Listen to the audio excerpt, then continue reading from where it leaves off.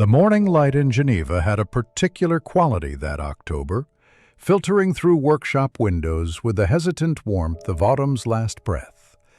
Our upholsterer, let us observe him closely, moved through his workspace with the measured precision of a man who understood that leather and fabric, like people, revealed their secrets only to patient hands. 42 years had taught him this, along with other harder lessons about the nature of loss and the necessity of continuing on. His workshop occupied the ground floor of a narrow building near the Rue de Rhône, where the sound of hammering from the jeweler's quarter mixed with the distant whistle of steam engines from the new railway station. Switzerland, you see, had emerged from the recent European upheavals remarkably intact, while France and Prussia had bloodied themselves over Alsace-Lorraine. The Swiss had done what they always did: watched, waited, and profited quietly from neutrality. The upholsterer examined the piece of damask, running his thumb along the weave. 3 years since Marie had died of the fever, and still he found himself setting aside the finest pieces, thinking she might want them for their parlor. "Papa still dreams," his daughter would say, though not unkindly. At 14, Marguerite had developed her mother's practical wisdom, along with an unfortunate modern notion that girls might pursue education beyond basic letters and household management. A bell announced a customer. The man who entered carried himself with the particular bearing of upper servants, not quite aristocratic hauteur, but something more studied, more careful. "From the Montvernier estate," he announced, producing a sealed letter. "The Baron requires your services for a particular piece." The Montvernier name carried weight in Geneva. Old money, older than the factories sprouting along the lake, older than the English tourists who now flocked to take the alpine air. The upholsterer broke the seal, reading slowly. A chair required reupholstering, but not just any chair. This particular piece, the letter explained with delicate circumlocution, had certain peculiarities that required discretion. "Tell the Baron I shall come on the 15th, he said, calculating materials and time. The servant nodded, paused, then added quietly, "You should know, monsieur. The chair is said to be unusual. The late Baron Auguste's chair. The staff won't go near it after dark." How interesting, our craftsman thought, though his face revealed nothing. 30 years in the trade had brought him into contact with all manner of furniture and all manner of stories about furniture. Amazing how a loose spring or settling wood could become a ghost in the right circumstances. "I work with fabric and horsehair, not spirits," he said simply. That evening, as he prepared supper for his children, his son Philippe, at 11, still believed his father could fix anything broken in the world. Marguerite presented her latest campaign. "Madame Bertrand says the new seminary in Lausanne will accept female students for teacher preparation," she announced, setting down plates with theatrical precision. "The times are changing, Papa." Indeed they were. The workshop had seen more foreign customers lately: French refugees from the recent war, Germans seeking Swiss craftsmanship, even Americans with their peculiar enthusiasm for everything European. Change pressed in from all sides, though some things remained constant. Good work still commanded good prices. The wealthy still feared their servants, and children still pushed against the boundaries their parents set. "We'll see," he told Marguerite, which she correctly interpreted as better than an outright refusal. Philippe, meanwhile, had discovered a beetle in the breadbasket and was conducting what he considered scientific observation. Their mother would have scolded him. Their father merely relocated the beetle to the windowsill and cut fresh bread. Later, consulting his records by lamplight, the upholsterer found notes on previous work for the Montvernier estate. Routine repairs in 1868, nothing unusual. But the current Baron Alphonse had only inherited 2 years ago, after his elder brother died childless. Sometimes, our narrator observes, new money in old houses stirred up more than dust. The workshop fell quiet as Geneva settled into evening. From somewhere came the sound of a piano, practiced scales rising and falling like questions without answers. The upholsterer prepared his tools for the morning, checked his supplies of batting and horsehair, and made a mental inventory of fabrics suitable for noble furniture with peculiar reputations. He thought of the servant's warning about the chair, the careful way the man had said unusual. In his experience, the unusual generally had mundane explanations: mice in the walls, drafts through old wood, the natural settling of antique joints. Yet something in the commission intrigued him. Perhaps it was the promise of good pay, perhaps simple curiosity. Or perhaps, as sometimes happened to men who worked with their hands while their minds roamed free, he sensed a story waiting to be uncovered, layer by layer, like old varnish stripped from good wood. The letter from the Baron sat on his workbench, its wax seal broken, but still bearing the family crest, a mountain peak with 3 stars above it. Old symbols for old families, while the new world pressed forward with its railways and reforms and radical ideas about who might be permitted to teach children their letters. The road to the Montvernier estate wound through vineyards already harvested, their bare vines resembling arthritic fingers against the gray October sky. Our upholsterer traveled by cart, his tools wrapped carefully in oilcloth, accompanied by bolts of fabric he thought might suit noble tastes. The journey took 3 hours from Geneva, though the distance was not great. Swiss roads, like Swiss watches, prioritized precision over speed. The estate emerged from morning mist, like something from those Gothic novels English ladies favored. Not unpleasant, mind you, but carrying that particular weight of centuries that pressed down on newer souls. Built in the 1700s, expanded in the 1820s, it stood as testament to the Montvernier family's ability to prosper through revolution, war, and the occasional scandal.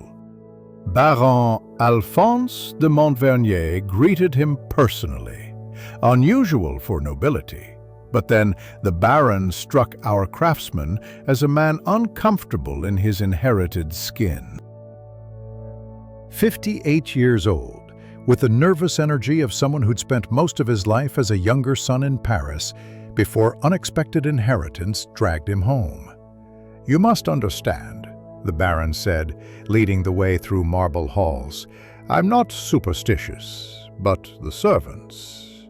He trailed off, fingers drumming against his thigh. Behind them walked Madame Celestine, the Baron's new French wife, 35, and carrying herself with the particular confidence of beautiful women who'd married well. "The servants are fools," she said, her accent turning the German words into something more melodious. "A chair is wood and fabric, nothing more." Interesting, our narrator notes, how quickly she dismissed what clearly troubled her husband. But then, second wives often had different relationships with family histories than those born to them. They stopped before double doors of carved walnut. "This was my great-uncle Auguste's study," the Baron explained. "He died in 1841. The chair has been problematic since then." The way he said problematic suggested a man choosing his words like a merchant selecting damaged fruit, carefully, with some distaste. The study itself impressed through accumulation rather than taste. Books lined walls from floor to ceiling, their leather spines creating a pattern of browns and blacks, interrupted by occasional gold lettering. A massive desk dominated one end, while near the cold fireplace sat the chair in question. Our upholsterer approached it with professional interest. Louis XV style, likely crafted around 1760, with carved arms depicting vine leaves and that particular curve to the legs that suggested Parisian training. The fabric, once burgundy velvet, had aged to the color of old blood. But what struck him most was its placement, precisely centered on a worn Turkish carpet, as if it hadn't moved in decades. "It makes sounds," the Baron said quietly. "Between 2 and 3 in the morning. Sighs, creaks." "My great-uncle was unusual. They say his spirit—" He stopped, color rising in his cheeks. Old Henri appeared then, 73 years of watching and waiting written in the lines of his face. The servant studied our craftsman with eyes that had seen 3 generations of Montverniers come and go. "Monsieur should know," he said slowly. "Baron Auguste trusted no one. Not servants, not family. He died in that chair, clutching his account books." Madame Celestine made a dismissive sound. "Ghost stories to frighten children. We should simply burn it and buy something modern." The tension between the young wife and old servant crackled like static before a storm. Our upholsterer, wise in the ways of household politics, focused on the chair itself. He pressed the seat, firm but not hard. The arms showed wear from countless hands. When he rocked it gently, it produced a sound that might, to an imaginative ear, resemble breathing. "I'll need to examine it properly," he said. "Strip the old fabric, check the frame and springs." He ran his hand along the back, feeling unusual weight distribution. "May I work here, in the study? Moving it might damage the joints." The Baron agreed readily. Too readily, perhaps, as if eager to have someone else take responsibility for the family ghost. Madame Celestine shrugged. French shrugs, our narrator observes, conveyed entire philosophies of indifference. Old Henri simply watched, his expression suggesting a man who'd learned that truth, like good wine, revealed itself in time. Left alone with the chair, our craftsman began his careful exploration. The fabric came away in strips, revealing horsehair batting yellowed with age. But beneath that first layer, his fingers found something unexpected. A hardness where there should be give, a complexity where there should be simplicity. He thought of ghost stories he'd heard as a child in his grandfather's workshop, tales of furniture that remembered its owners, of wood that held memories in its grain. Nonsense, of course. Wood held moisture and stress, nothing more. Yet, as October light slanted through tall windows, casting shadows that seemed to move independently of their sources, even a practical man might wonder what secrets 32 years of silence had preserved. The chair sat patient under his hands, a puzzle box wrapped in burgundy velvet, waiting to reveal whether its midnight sounds came from the supernatural or something far more interesting. Human ingenuity applied to human fears, the clockwork of paranoia that outlived its creator. Morning work revealed patterns within patterns, like Russian dolls of craftsmanship nested inside one another. Our upholsterer, kneeling beside the partially stripped chair on October 16th, found his professional curiosity transforming into something sharper. the focused attention of a man sensing he stood at the edge of discovery. The horsehair came away in clumps, releasing the musty perfume of decades, and beneath it, where no one had looked since the chair's creation, lay answers to questions not yet fully formed. The frame itself was exceptional work, solid oak with joints so precise they seemed to grow from the wood rather than being forced together by human hands. But the weight distribution troubled him. Even accounting for the dense hardwood, something was wrong.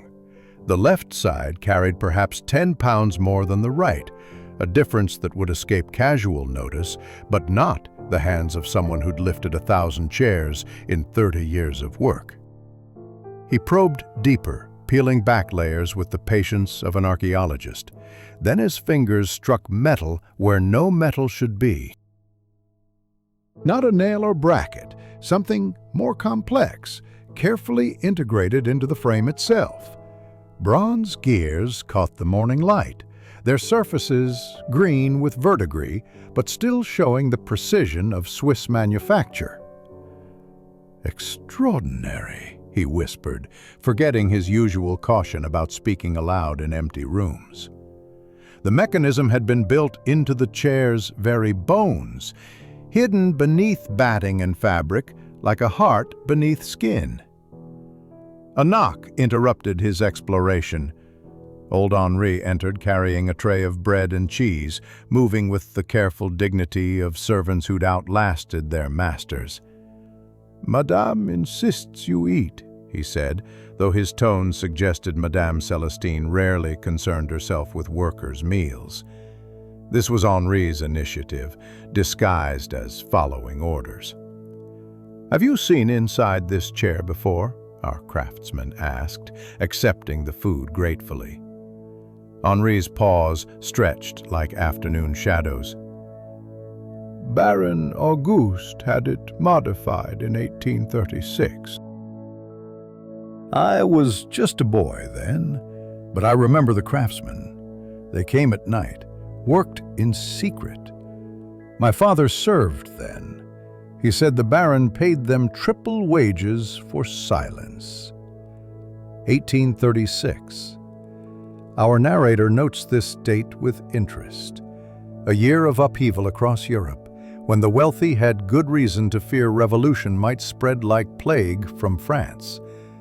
A time when a miserly baron might take extraordinary precautions to protect what he valued most, his money. After Henri departed, the upholsterer continued his excavation. The mechanism revealed itself slowly. Brass gears connected to what appeared to be small bellows, all linked by an intricate system of chains and springs. It was clockwork, certainly, but clockwork designed for a specific purpose: to create sound at predetermined intervals. His concentration was broken by unexpected footsteps. A woman entered, not Madame Celestine, but someone younger, carrying a basket of sewing materials. "I'm Emily Rousseau," she said, offering a slight curtsy that seemed more habit than deference. "The Baron thought you might need assistance with the needlework." 28 years old, our narrator observes, with the particular steadiness that comes to those who've weathered loss young and emerged functional, if not whole. Her widow's gray dress was well maintained, but showed the subtle signs of careful mending that escaped most eyes, but not those of a fellow craftsperson. "Your husband was Guillaume Rousseau?" the upholsterer asked, recognizing the name. "The watchmaker?" Her nod carried weight. "He died 2 years ago, tuberculosis." She approached the chair, professional interest overcoming social hesitation. "What have you found?" He showed her the mechanism, watched her eyes widen with recognition. "Guillaume worked on something similar once," she said quietly. "An automaton for a banker in Zurich. But this is more complex." "May I?" Her fingers traced the gears with surprising expertise. "See here, this wheel would regulate timing, and these bellows, when compressed by these cams, would force air through somewhere. There must be resonating chambers built into the wood itself." Together, they explored further, finding hollow channels carved into the chair's frame, each one carefully sized to produce different tones when air passed through. It was, our craftsmen realized, essentially a wooden organ built into furniture, activated by clockwork, a masterpiece of paranoid ingenuity. That evening, back at his lodgings in the estate's guest quarters, he found a letter forwarded from Geneva. Marguerite's careful script brought unwelcome news. She'd been accused of stealing a silver pen from another student, the daughter of a banker. The accusation was false, he knew his daughter's honest heart, but such matters could destroy her educational hopes before they properly began. He sat at the simple desk, composing a response by candlelight. "I will return tomorrow evening to address this matter," he wrote, then paused. Below, he added, "Remember, Kleine, those who have always possessed silver rarely notice when it goes missing, but they always notice when someone beneath them might rise." The chair's secret mechanism weighed on his mind as he sealed the letter. Here was Baron Auguste, so fearful of theft that he'd created an elaborate ghost to guard his wealth. And here was his daughter, accused of theft by those who feared her ambition. Perhaps, our narrator suggests, the real ghosts that haunted both chair and schoolroom were neither supernatural nor mechanical, but the persistent spirits of suspicion and prejudice that wealth bred in human hearts.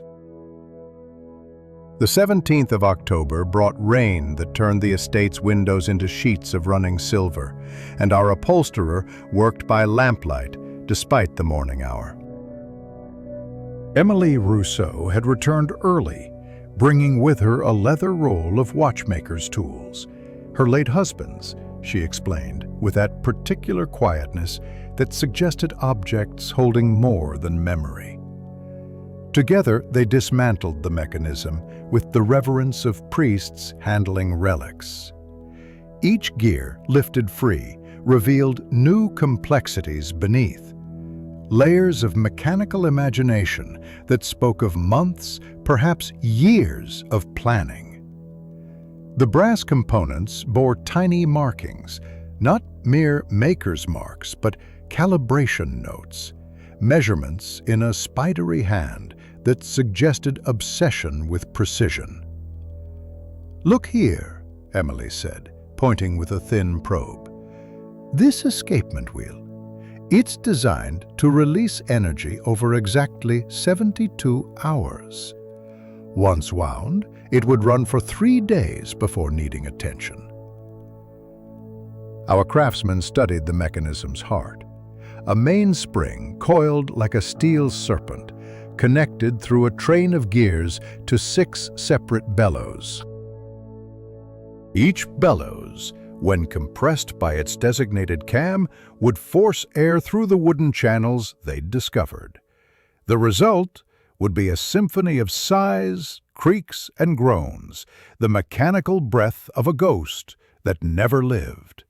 "But what triggers it?" he asked, though already his fingers had found the answer. A secondary mechanism, even more delicate, connected to what appeared to be a clock movement. Of course, it's timed. The clock component was a marvel of miniaturization, built to fit within the chair's arm. Swiss work, certainly. No other craftsman could achieve such precision in such a confined space. The mechanism was set to activate between 2 and 3 in the morning, that hour when servants slept deepest and thieves might creep through darkened halls. Baron Alphonse appeared in the doorway, umbrella dripping. "Progress?" His voice carried hope and anxiety in equal measure. They showed him the mechanical ghost of his great-uncle's paranoia. The Baron's face cycled through emotions: surprise, understanding, something that might have been relief. "So there's no spirit," he said, though whether disappointed or pleased remained unclear. "There's ingenuity," our upholsterer replied carefully. "Your great-uncle commissioned something extraordinary. This would have cost a fortune in 1836. "He had a fortune," the Baron said dryly. "Several, in fact. Never spent a franc he didn't have to, except," he gestured at the mechanism, "except on protecting what he'd hoarded." Madame Celestine appeared beside her husband, having approached with the silence of cats and second wives. Her eyes took in the exposed mechanism with sharp intelligence. "How delightfully elaborate," she said, though her tone suggested something less than delight. "All this to frighten servants?" "To frighten thieves," Emily corrected quietly, then colored at her boldness.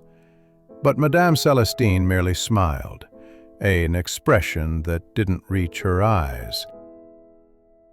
"The same thing, often enough," she said, then swept away, her skirts whispering against the floor like gossip. Old Henri, who'd materialized with his peculiar talent for appearing when least expected, studied the mechanism, with recognition dawning in his ancient eyes. "I remember now," he said slowly. "The Baron Auguste. He had a man beaten once, a footman who'd been found near this room at night.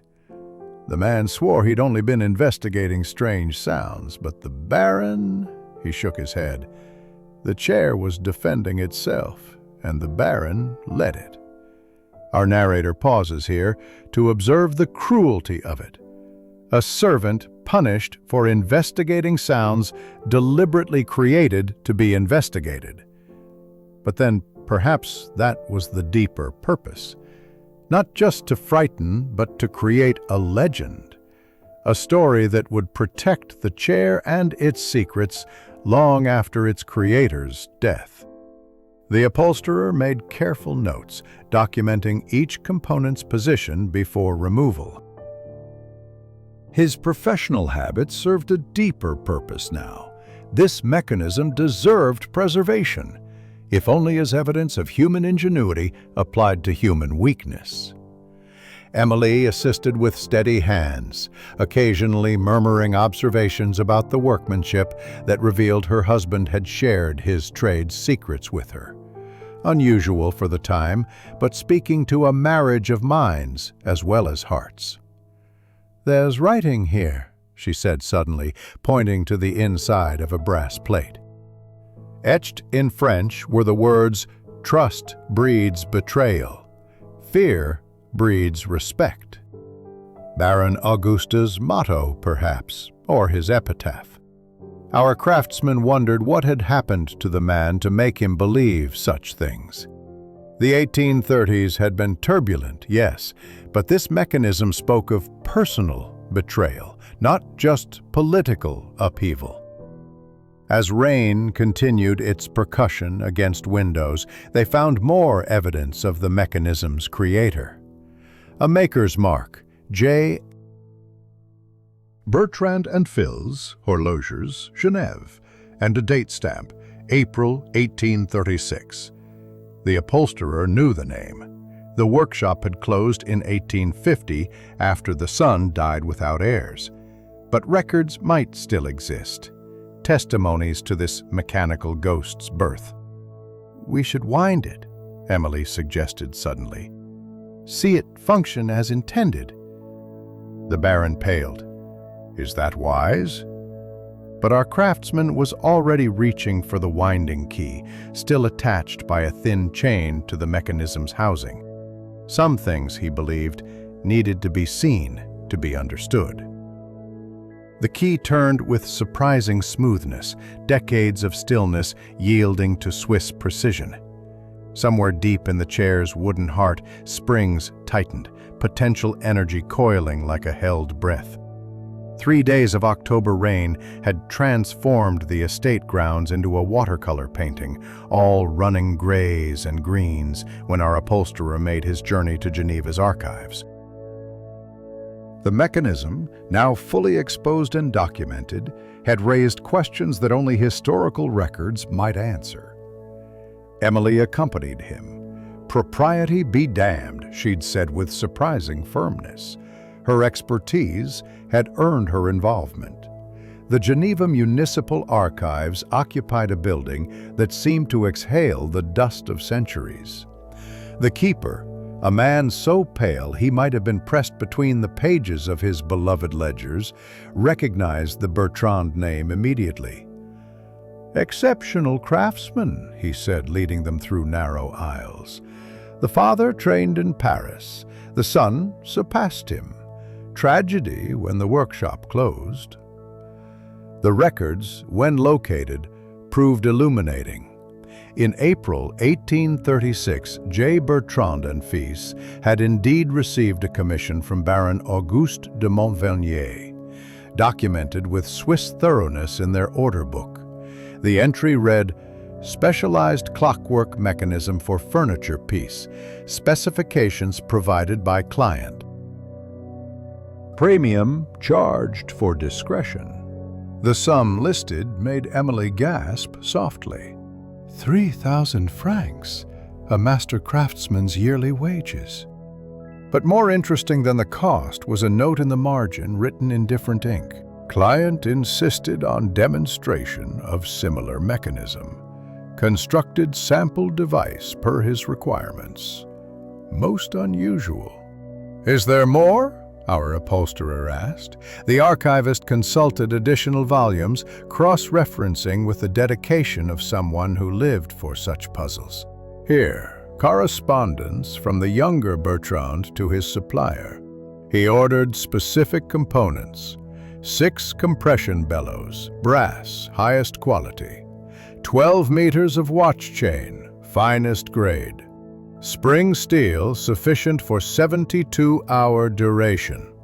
And then this curious line: "Client requires absolute silence in operation, except for intended sounds." Emily was already calculating in her head, her husband's training showing. The complexity. This wasn't just about making sounds. It was about making specific sounds at specific times, probably varying them to seem random, human. They discovered more. Baron Auguste had commissioned similar work from other craftsmen. A cabinet with a hidden compartment that could only be opened by pressing panels in a specific sequence. A desk with drawers that locked automatically if opened in the wrong order. The man had turned his entire study into a puzzle box of paranoia. Returning to the estate through afternoon drizzle, they found chaos. Marguerite's letter had arrived, not for her father, but addressed to the Baron himself, a bold move that spoke of desperation. She'd written formally, explaining the false accusation, asking if the Baron might vouch for her father's character and, by extension, her own. Baron Alphonse held the letter with bewilderment.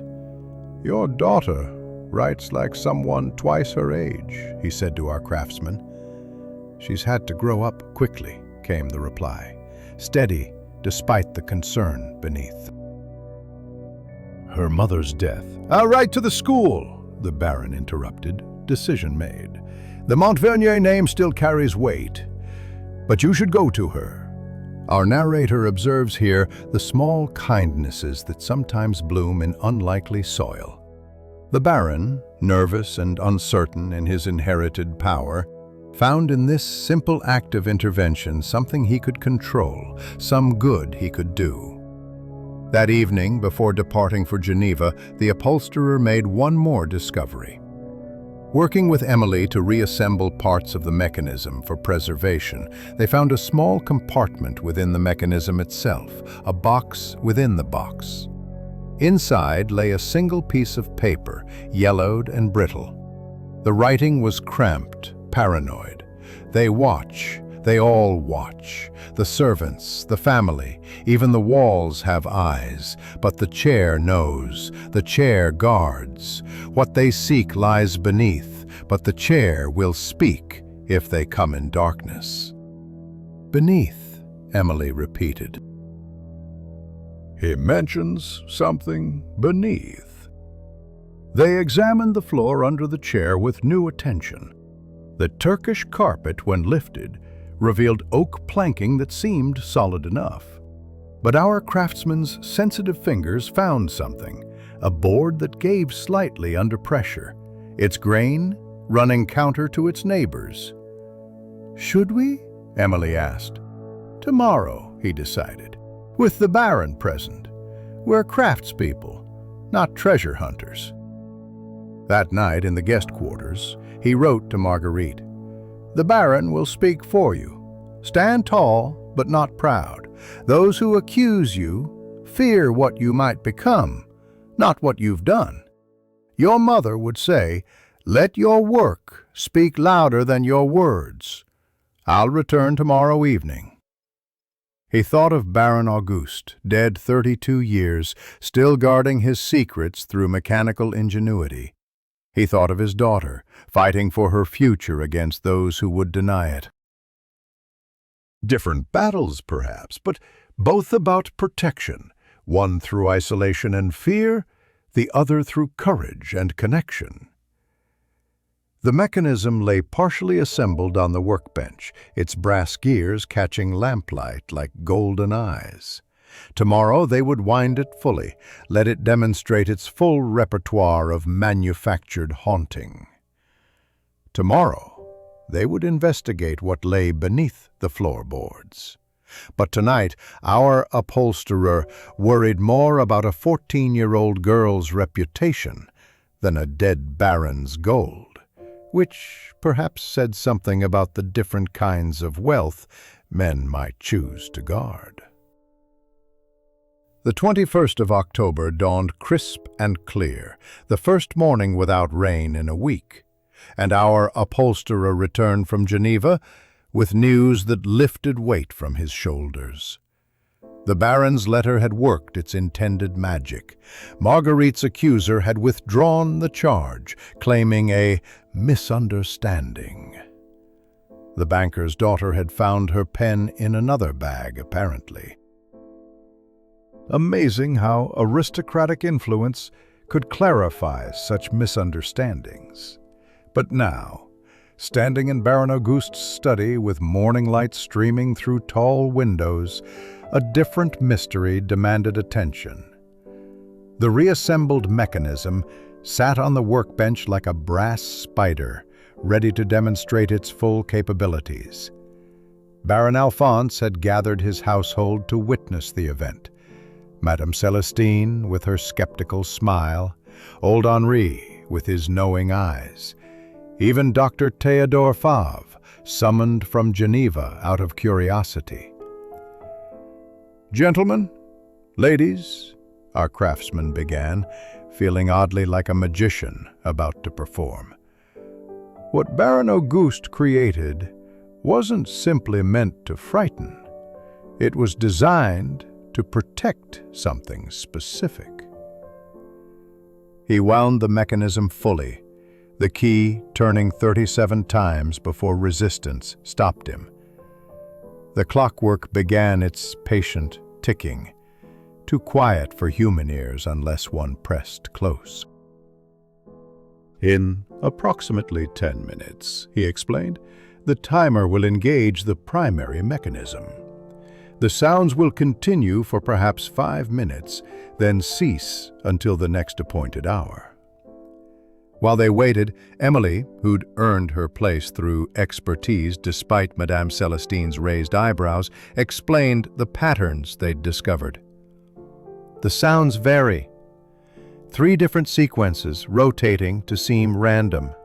A sigh, then creaking, then what sounds like footsteps, then groaning wood, a whisper of wind, settling sounds. The 3rd sequence is the most elaborate. It genuinely sounds like someone rising from the chair." Dr. Favre, a man of 51 years with the eager eyes of someone half his age, leaned forward. Extraordinary. The psychological effect would be profound. Servants would whisper, stories would spread. The chair becomes its own guardian.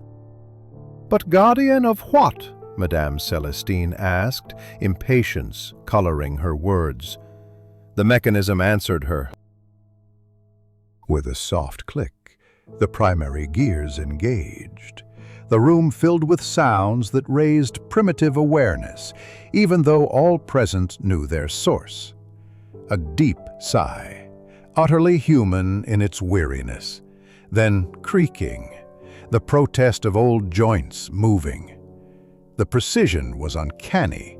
Our narrator notes how, even knowing the truth, even seeing the brass bellows compress and release, the sounds triggered ancestral fears of the unseen dead. Mon Dieu, breathed old Henri, crossing himself despite his earlier skepticism. The performance continued. Footsteps that seemed to pace around the chair, though the sound came from within it. A groaning that might have been pain or warning. Then silence, as sudden as death. Now, our upholsterer said into the quiet that followed, let me show you what I believe this protected. He moved to the spot beneath where the chair normally sat. The floorboard he'd identified yesterday came up with careful prying, revealing not just a hollow space, but a proper compartment, lead-lined and sealed against moisture. Inside lay a leather portfolio, locked with a mechanism that made their current subject seem simple by comparison. Don't touch it yet, Dr. Favre warned, his naturalist's caution asserting itself. Lead-lined suggests concern about preservation, but also perhaps about detection. In the 1830s, there were beliefs about metal affecting compass readings, finding hidden spaces through magnetism.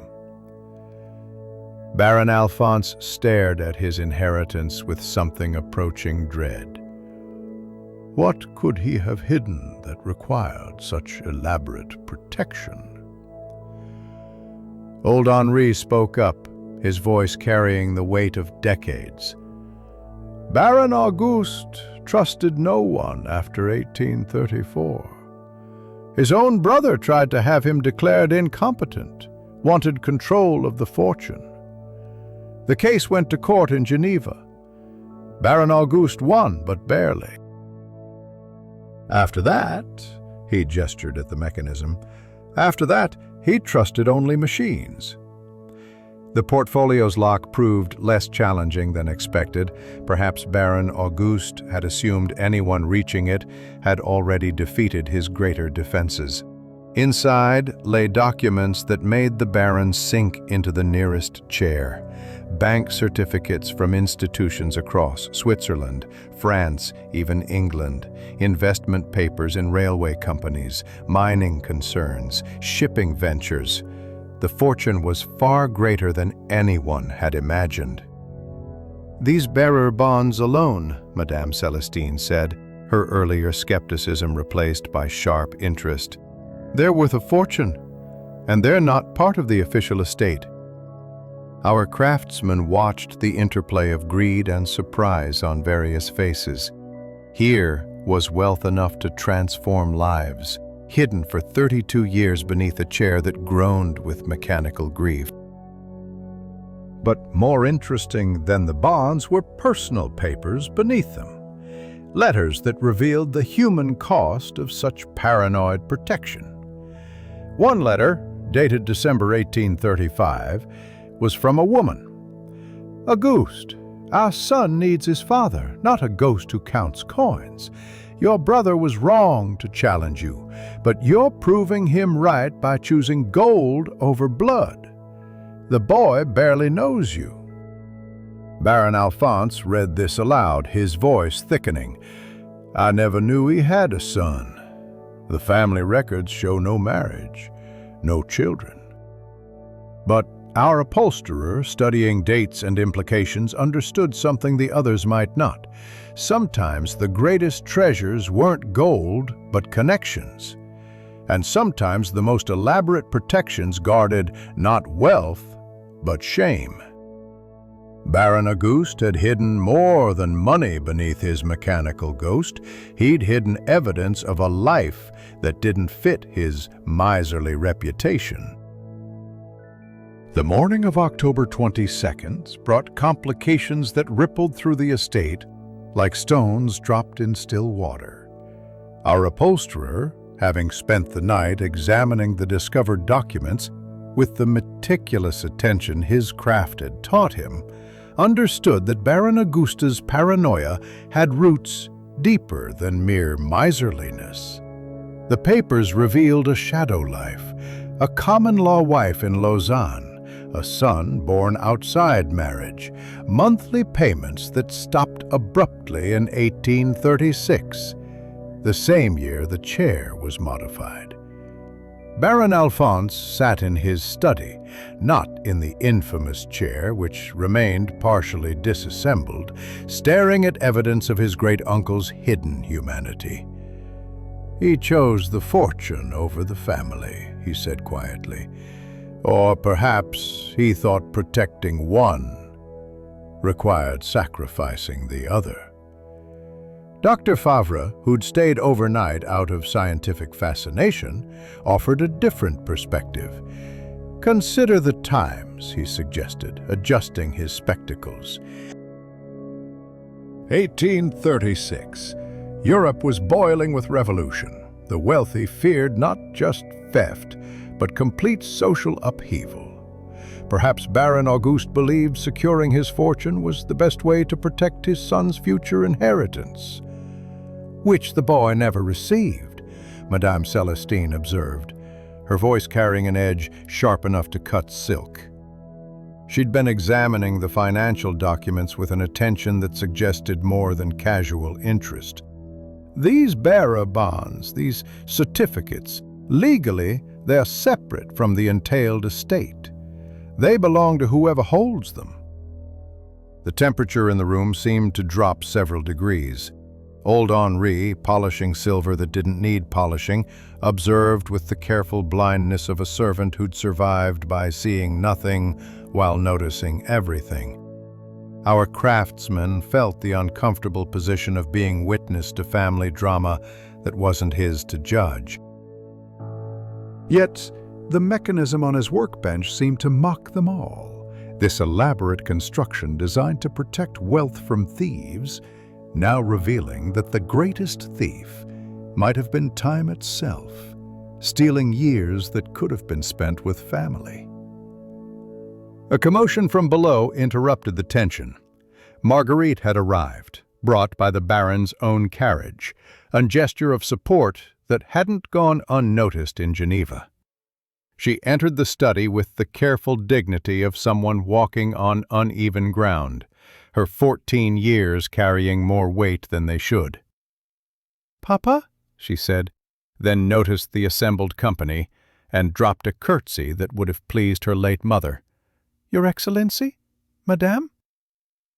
The Baron studied her with interest. "So, you're the scholar who writes letters like a lawyer. Your father should be proud." "He is," Marguerite replied simply, though her eyes flickered to her father with a question. What had she walked into? Emily, with the intuition of women who understood complicated situations, suggested viewing the reassembled mechanism. "The young lady might find the mechanical principles educational," she said, leading Marguerite to the workbench, while the adults wrestled with their moral dilemmas. Our upholsterer watched his daughter examine the gears and springs with genuine interest. She'd inherited her mother's quick mind, along with her practical sense. "It's beautiful," Marguerite said quietly. "Terrible, but beautiful. Like those stories Mama used to tell about clockwork dancers who couldn't stop dancing."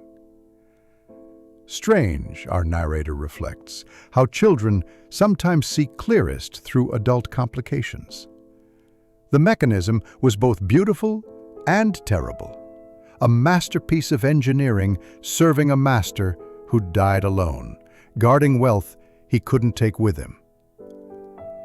The Baron made a decision that surprised everyone. "We'll honor both legacies," he announced. The bonds and certificates will establish a trust for education, particularly for young women of promise but limited means. He looked at Marguerite as he said this. "My great-uncle chose isolation and died guarding his gold. I choose differently." Madame Celestine's expression cycled through several emotions before settling on carefully neutral. "Very generous," she said, though the words seemed to cost her effort. But the morning's surprises weren't finished. As our craftsman prepared to remove the mechanism for final preservation, he noticed something else, a second compartment, smaller, hidden beneath the first. Inside lay a single daguerreotype, faded, but still visible. A woman holding an infant, and beside them, a younger Baron Auguste, his face showing an emotion none would have associated with the miserly legend: tenderness. On the back, in the same cramped hand as the paranoid note, Marie Claire and Auguste Fils, 1833. "My treasures, forgive me." Old Henri approached, looked at the image, and gasped. "I know her, knew her. Marie Claire Duval. She came here once, in 1840, just before the Baron died. He wouldn't see her. She left crying. I thought she was seeking charity." She'd been seeking reconciliation, our upholsterer understood, and been turned away by the very mechanisms, social and mechanical, that Baron Auguste had built to protect his wealth. The chair had done its job too well, guarding not just gold, but also preventing any chance of redemption. The room fell silent, except for the patient ticking of the mechanism, still counting time that no longer mattered to its creator. Sometimes our narrator observes, the most elaborate protections become prisons, and the most careful plans protect everything except what truly matters. Baron Auguste had died wealthy and alone, his mechanical ghost maintaining its vigil over treasures that included the very family he'd sacrificed to protect them. The October 24th sky hung low and gray, pressing down on the estate with the weight of coming winter. Our upholsterer had made his decision during a sleepless night, turning the moral complexity over in his mind like examining fabric for flaws. The mechanism lay before him, fully documented and understood. But the human mechanism, the choices and fears that created it, demanded its own careful handling. He requested a private audience with Baron Alphonse, finding him in the breakfast room, surrounded by the morning's correspondence. The Baron looked older than his 58 years, the discoveries of recent days having aged him in that particular way that family secrets did. "I need to tell you everything," our craftsman began, and proceeded to explain not just the mechanical nature of the ghost, but what he deduced about Baron Auguste's deeper intentions. The timing patterns, he'd realized, weren't random but meaningful. They corresponded to significant dates. 2:17 in the morning, the time listed on the son's birth certificate. 2:43, the time on the court documents when Baron Auguste won his competency hearing. "He was commemorating his victories and losses," the Baron said slowly, understanding dawning. Every night the chair reminded him of what he'd chosen. Or perhaps, our upholsterer suggested carefully, it was penance, a man forcing himself to hear the groans of his conscience disguised as mechanical sounds. They were interrupted by Madame Celestine, who entered with the particular energy of someone who'd been making plans. "I've located them," she announced, then seemed to remember propriety. "That is, I took the liberty of investigating the Duval family. Marie Claire died in 1859, but the son, Auguste Fils, he's alive, lives in Lausanne. He's a notary." The revelation hung in the air like incense. Here was Baron Auguste's true ghost, not a mechanical spirit, but a living man who'd never known his father's name officially, who'd made his way through education and determination rather than inheritance. Dr. Favre, who'd been invited to observe the final documentation of the mechanism, offered his philosophical perspective. Fascinating how we create elaborate systems to avoid simple truths. The Baron could have acknowledged his son at any time, but instead built this monument to avoidance. Old Henri, granted permission to speak freely given his long service, added his own memory. The Baron Auguste, near the end, he'd sit in that chair for hours. Sometimes I'd hear him talking to it, like it was a confessor. "I kept it safe," he'd say. "I kept it all safe." But I wonder now what it meant, the money or the secret. Our craftsmen worked through the morning, preparing the mechanism for whatever fate the Baron decided. Each gear was cleaned, catalogued, wrapped in oilcloth. Emily assisted with the delicate work, her presence having become accepted through competence despite convention. She'd begun teaching Marguerite the basics of mechanical principles. The two of them bent over diagrams like conspirators. "What will you do with it?" Marguerite asked the Baron directly, with the forthright curiosity of youth. Baron Alphonse considered. "What would you do, young scholar?" She thought carefully. That particular concentration her father recognized from her mother. "I'd preserve it, but not hide it. It's a lesson, isn't it? About how fear makes us build prisons for ourselves. Museums preserve beautiful things and terrible things equally, because both teach us." The Baron smiled, the first genuine warmth our upholsterer had seen from him. "Wisdom from unexpected sources, yes. We'll preserve it. The mechanism will go to the Geneva Museum of Mechanical Arts with its full story." Let Baron Auguste's ghost educate rather than frighten. But Madame Celestine had been conducting her own investigation of the documents. "There's something else," she said, producing a paper none had noticed before. "A codicil to his will never filed, written the night he died." She read aloud. "Should my son be found worthy through his own efforts, not knowing his parentage, the contents beneath my chair shall be his." The room went still. Baron Auguste had created a test spanning decades. Would his unacknowledged son succeed without the family name? The mechanism wasn't just guarding treasure, it was waiting for worthiness to be proven. "A notary," Dr. Favre mused, "a profession requiring trust, discretion, education." The son became everything the father valued without the father's help. Baron Alphonse made another surprising decision. "We'll honor this too. I'll contact Auguste Fils, my cousin, I suppose." The bonds, the certificates, they're his by right, if not by law. Our narrator pauses to observe this moment of moral clarity. The current Baron, uncertain in his inherited power, had found certainty in doing what his great-uncle couldn't, choosing family over fear, connection over control. The mechanism ticked on, its patient counting of moments that had accumulated into decades. Soon it would be silenced, its work complete, its secret revealed.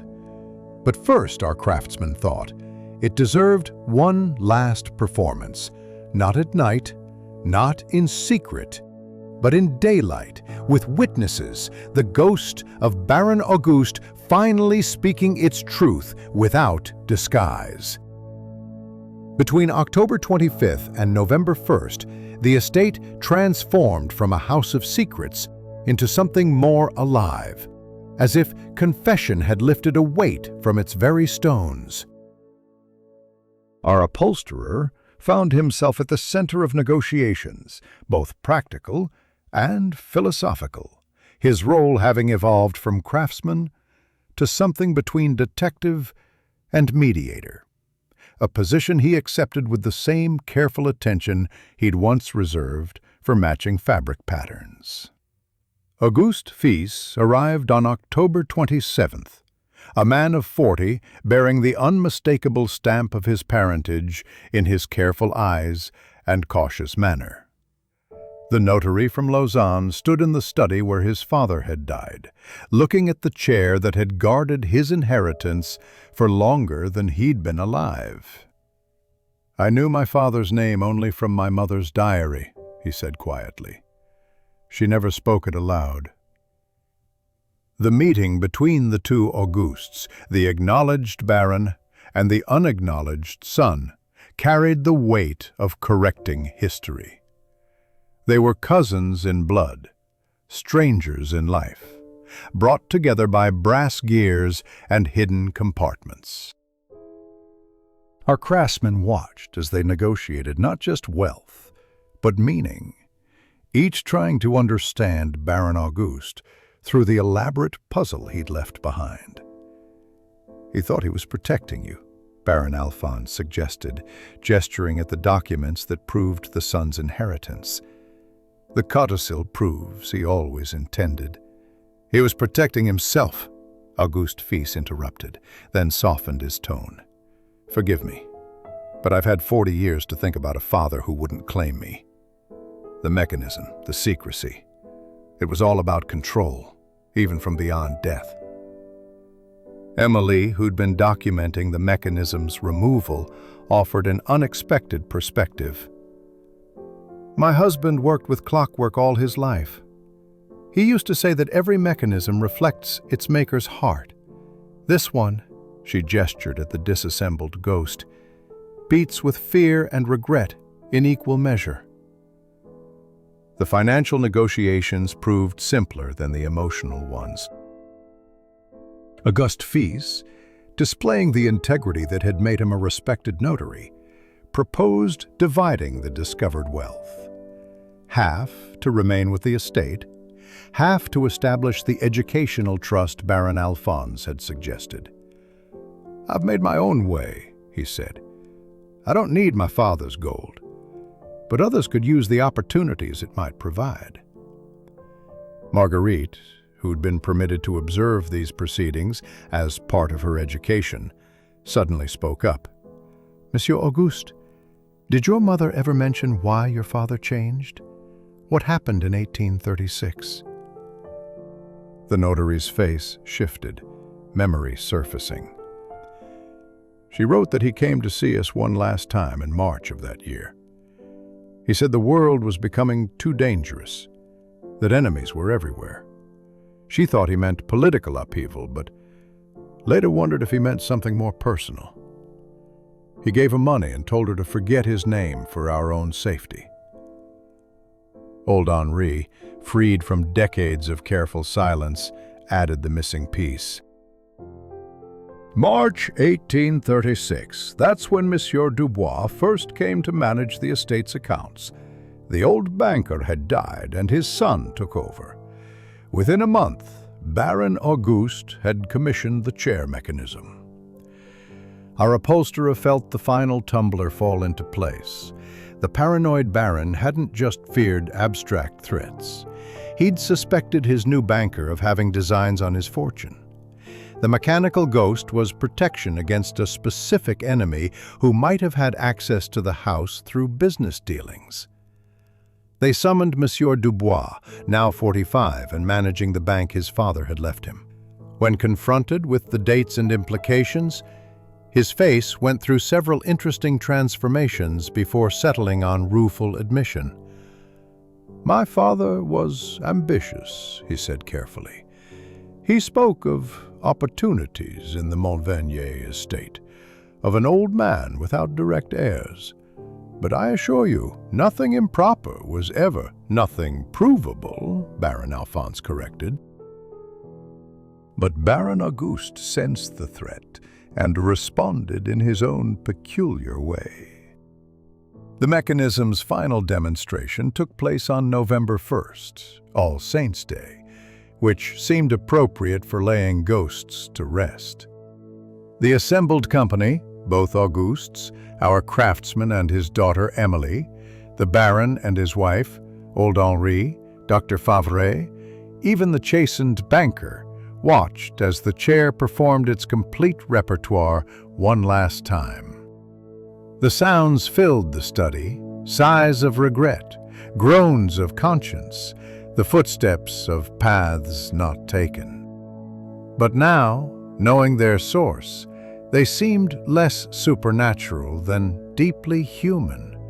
A man's inability to trust transformed into brass and wood, fear made mechanical and repetitive. "We create such elaborate cages," Dr. Favre observed, "and then wonder why we feel trapped." As the mechanism wound down for its final performance, our craftsmen thought about trust and its absence, about the differences between protecting and hoarding, about men who built mechanical ghosts rather than face living relationships. Baron Auguste had died wealthy but alone, his ghost speaking to empty rooms for 32 years, waiting for someone with patient hands and careful eyes to understand its language. The chair itself, stripped of its secret, would be reupholstered in fabric Marguerite had helped select, a deep blue that caught light like Swiss lakes under summer sky. It would remain in the study, no longer haunted, but somehow more present, a reminder that the most complex mechanisms were often built to avoid simple truths. January 1874 arrived with the peculiar brightness that follows heavy snow, when the world seems renewed and simplified under white covering. Our upholsterer stood in his expanded workshop, the addition completed just before Christmas, with funds from the Montvernier Commission, watching his son, Philippe, carefully stretch fabric across a small footstool, the boy's 11-year-old hands growing steady under patient instruction. Through the new windows, larger and facing south to catch winter light, he could see Marguerite returning from the teaching seminary, her step quick with purpose. The scholarship had been confirmed in December, funded by the newly established Montvernier Duval Trust for Educational Advancement, a name that honored both the acknowledged and hidden branches of that complicated family tree. The chair itself had been delivered to the Geneva Museum of Mechanical Arts in November, where it drew crowds curious to see the mechanical ghost that had haunted local imagination for decades. But our craftsman had kept one small piece, a single gear no bigger than a pocket watch's heart, which now served as a paperweight on his accounts desk, catching light like a small bronze sun. "Papa," Philippe called, "is this tension correct?" The boy had inherited his father's hands, but his mother's perfectionism, a combination that suggested future mastery if properly cultivated. Before he could answer, Emily Rousseau entered, bringing the cold air of January streets and a letter sealed with the Montvernier crest. She'd become a regular presence in the workshop, their professional collaboration having evolved into something warmer, though still properly circumscribed by widow's weeds and craftsman's reserve. "From the Baron," she said, setting down her basket of materials. "And Madame Celestine has commissioned new coverings for the entire morning room. She says your work has inspired a complete renewal." The letter contained news both expected and surprising. Auguste Fils had used his portion of the inheritance to establish a second office in Geneva, specializing in contracts for the growing number of international businesses settling there. The Baron himself had discovered an unexpected talent for agricultural reform, transforming neglected portions of the estate into productive vineyards. Even Madame Celestine had found purpose, becoming patroness of a school for craftswomen, perhaps influenced by Emily's example. "Old Henri sends his regards," Emily added, reading from her own correspondence. "He says the study is peaceful now, though he sometimes misses having a ghost to blame for unexplained sounds." Our narrator pauses here to observe how mysteries, once solved, leave spaces that memory fills differently. The chair had been a weight on that household's consciousness for 32 years, and its absence created not emptiness, but possibility. Room for the living to breathe without the dead listening. Marguerite entered with her usual winter energy, cheeks reddened by cold, eyes bright with news. "The seminary has asked if you might lecture on the relationship between craftsmanship and investigation," she announced to her father. "They say the Montvernier chair has become a case study in how observation and patience solve mysteries that superstition only complicates." Strange how reputation shifted and grew. Our upholsterer had begun as a simple craftsman called to reupholster furniture, and had become, through careful attention and unwillingness to accept surface explanations, something else. Not quite detective, not quite philosopher, but someone who understood that truth often hid in the space between what was seen and what was assumed. That evening, as January darkness settled over Geneva like a familiar blanket, the family and Emily gathered for supper. The table, expanded with leaves he'd crafted himself, accommodated their small community of choice, if not blood. Philippe demonstrated his newfound knowledge of fabric grain. Marguerite debated educational philosophy with Emily, and our craftsman observed with the quiet satisfaction of a man who'd built something more lasting than furniture. He thought of Baron Auguste's mechanical ghost, now silent in its museum case, teaching different lessons than its creator intended. The old Baron had trusted no one and died alone. Our upholsterer had learned to trust carefully and found his world expanded. The chair had groaned with manufactured sorrow. His workshop hummed with genuine life. "Tell us again about the mechanism," Philippe requested, though he knew the story by heart. So our craftsman told it once more, but differently this time, not as a tale of paranoia and hidden wealth, but as a meditation on how we build our own hauntings, how fear becomes habit, becomes heritage, passed down through generations, until someone finally has the courage to strip away the coverings and examine what lies beneath. Outside, snow began falling again, soft and steady, covering the city's complications with temporary simplicity. The bronze gear on his desk caught candlelight, a reminder that the most intricate mechanisms were often built to avoid simple truths, and that sometimes the greatest mysteries weren't about finding what was hidden, but understanding why it was hidden at all. In the end, our narrator concludes, every ghost is mechanical in its own way, repetitive, predictable, powered by energies wound tight long ago.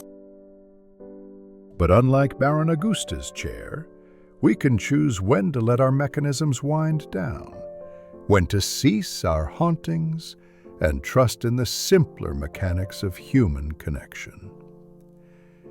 The chair had spoken its last. The living continued their conversation, voices warm against winter's quiet insistence.